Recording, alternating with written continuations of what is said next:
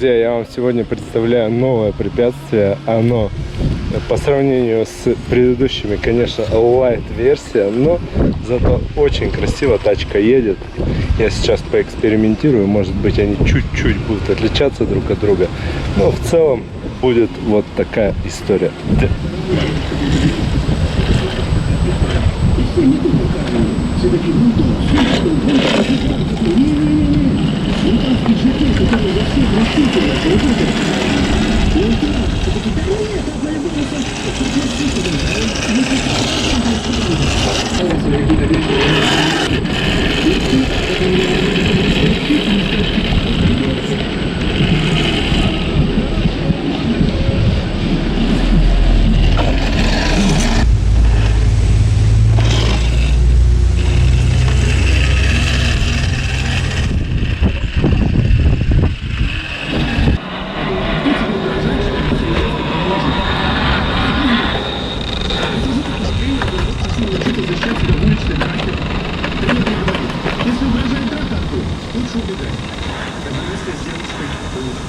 Быстрее девушку.